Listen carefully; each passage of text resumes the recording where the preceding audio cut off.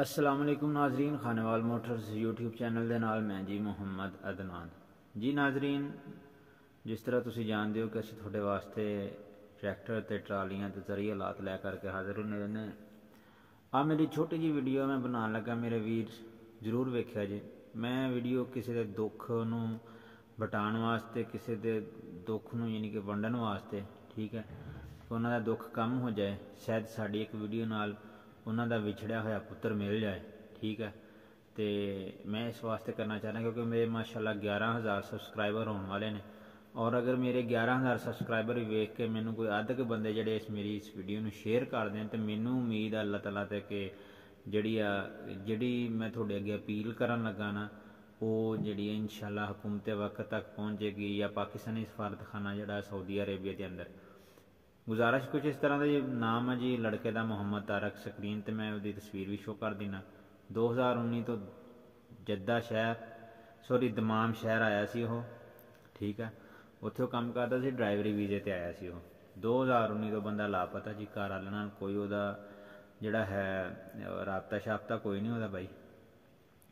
जो उस बंदे दी मोबाइल नंबर आ वो बंद जा रहा। मैं उस बंदे का काम भी चैक भी किया, चैक कराया भी। 2019 के 6वें महीने के अंदर वह काम खत्म है, उस तो बाद काम नहीं बनया, ठीक है। बंदे का कोई पता नहीं तो इस टाइम किस हाल चा, कित्थे आ कित्थे नहीं। 2 भरा सी जी, एक पिछे भरा वा तो माँ वो बुढ़ी आ, 20 बच्चे आ, ठीक है।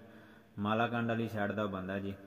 तो उम्मीद कराँगा कि मेरे जोड़े दोस्त वेख रहे हैं किसी के दुख को समझद्या होया मेरी इस वीडियो में शेयर करेंगे कि उस बंदे का जो भी डिटेल है, कोई बंदा लेना चाहता सऊदीया के अंदर, ठीक है, या मसाला किसी भी मुल्क के अंदर है, मेरे को डिटेल वो हासिल कर सकते हैं। मैं अपना भी नंबर स्क्रीन पर शो कर देना, व्हाट्सएप का जोड़ा सऊदी अरब का, ठीक है।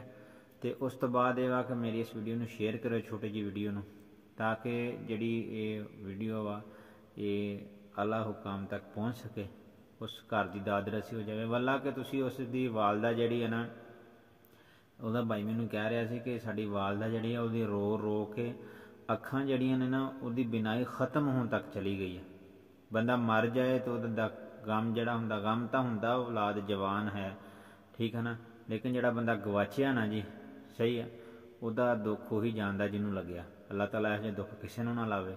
तमाम दोस्तों का छोटी जी रिक्वेस्ट है कि मेरी इस वीडियो में मेरा वीर जड़ा तुसी शेयर जरूर करिया जे।